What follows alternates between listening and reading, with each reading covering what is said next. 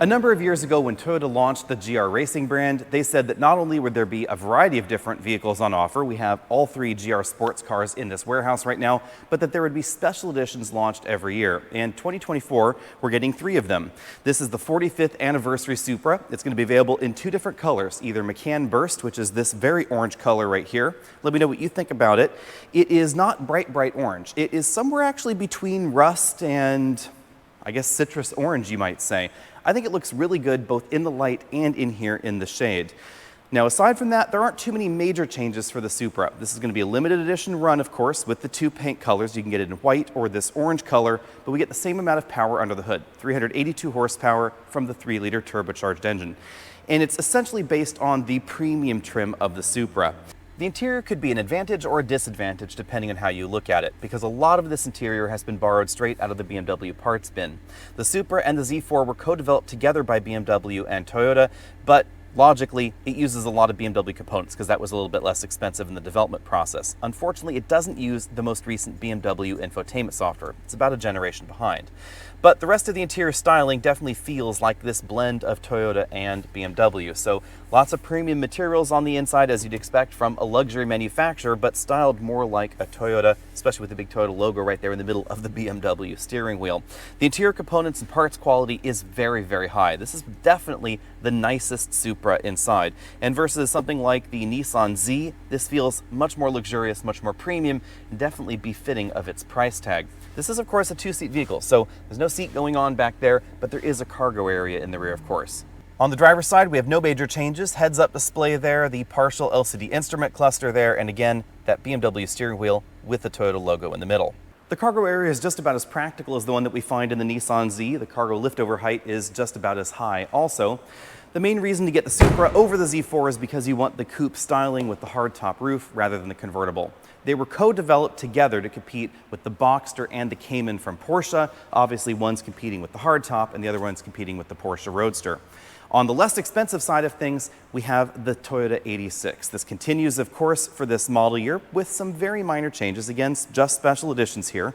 So we don't get any extra power. Let's go ahead and take a look under the hood. The GR 86 was another joint venture development, and that's why under the hood we find a Toyota Subaru joint venture. This is basically a Subaru Boxster engine that Toyota helped modify to produce 228 horsepower, have a slightly better torque curve in this generation, and then of course mate into the sports car that both companies paid for.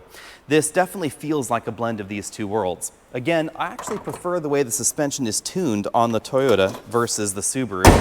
And I like the look of the GR 86 perhaps a little bit more as well. The GR 86 gets a few more changes than the Supra. This is the GR 86 Trueno edition. Sorry if I'm mispronouncing that, anyone out there.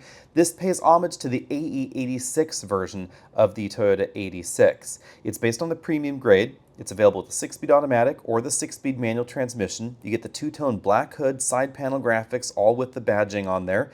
The badge in the rear deck lid and the front bumper lip as well.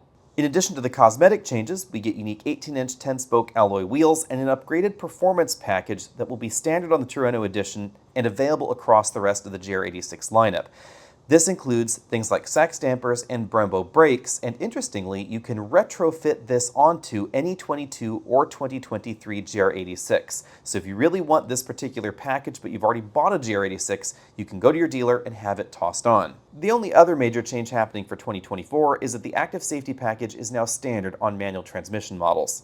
This is definitely baby's first track car. Versus the Supra is more powerful, it's more expensive. This is the vehicle that you want to take on bigger tracks.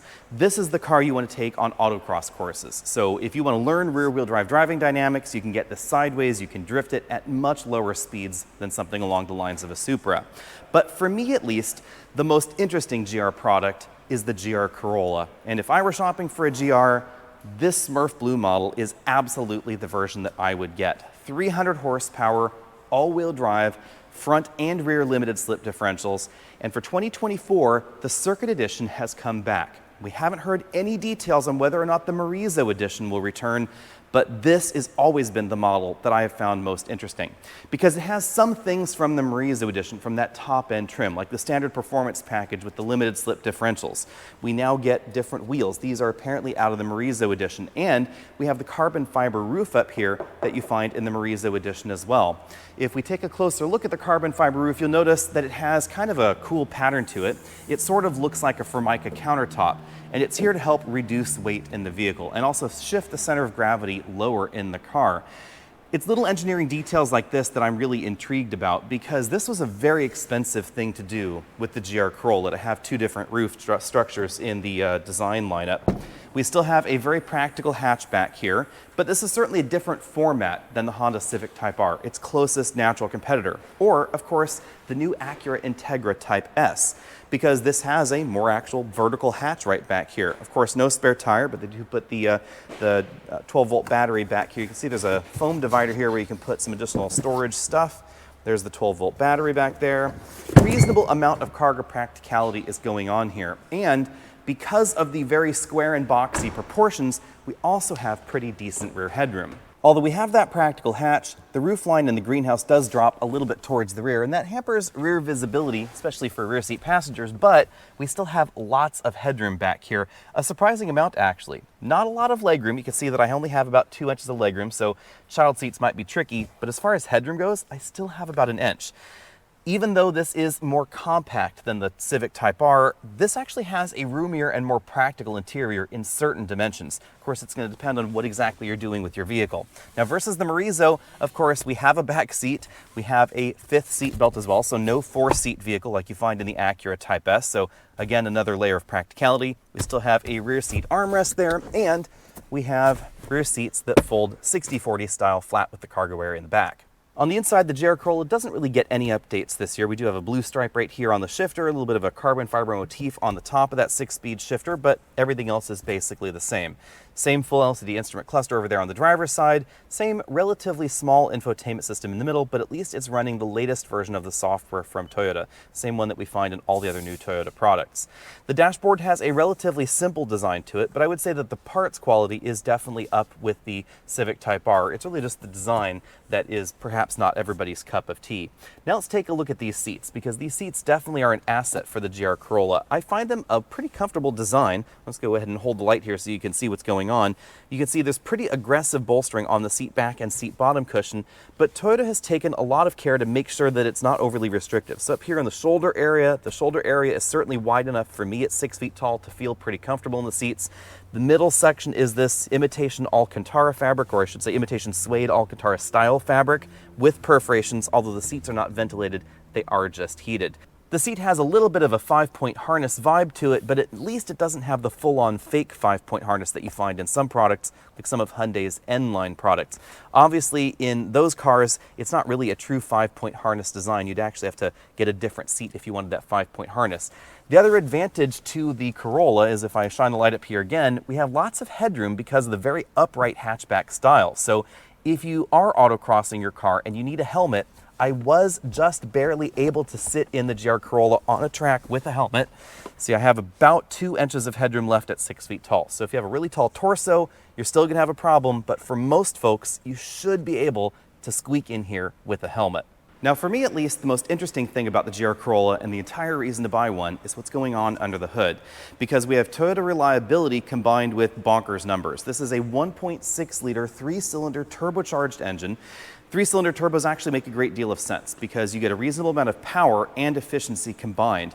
You get the exhaust scavenging benefits of 3 cylinders per turbo, and then of course the smaller displacement and higher power output, also lighter weight. This has made it only to a 6-speed manual transmission at the moment, and depending on the version of the GR Corolla you can either get open differentials or limited slips. But not just a front limited slip, we get a rear limited slip as well. So full-time all-wheel drive, 2 limited slip differentials, lots of power, and the 6-speed manual. It's a fantastic combination. Now, the one thing that the rumor mill was telling us we might get was an 8-speed automatic transmission, because we're understanding that there is going to be a version of the Yaris, the GR Yaris in Japan, the smaller version of this, that has an 8-speed auto. but we still don't get one in the United States, at least not for 2024. I would not be surprised if eventually an automatic transmission happened in this vehicle to help broaden appeal if sales start sagging. But at the moment, GR Corollas are still going for big markups. Now, you can find dealers that won't mark up a GR Corolla. They do exist. Some of the largest Toyota dealers in the US that have pledged no dealer markups, that includes the GR Corolla. But you have to be careful and you have to be very, very patient. The first time I drove the GR Corolla, I had not driven the Civic Type R or obviously the Acura Integra Type S. Recently drove the Type S and of course have driven the Civic Type R several times since the launch of this. And I have to say, every time I drive one of those, I'm left thinking, I wish it had all-wheel drive. I do like the interior of the Type R a little bit more. I like certain things about it. I like the fact that the cargo area is a little bit longer. I think the styling is a little bit sleeker, a little bit sexier, especially when we're talking about the Integra Type S. But if I were shopping for one, I absolutely would get the Corolla.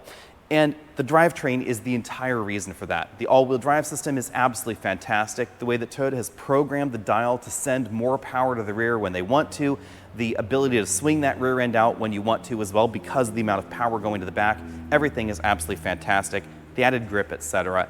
It's just in a different category, really, than the Civic Type R. The Civic Type R, don't get me wrong, is an awful lot of fun. I think I like its manual transmission shift a little bit better. I like the clutch pedal feel a little bit better than the GR Corolla.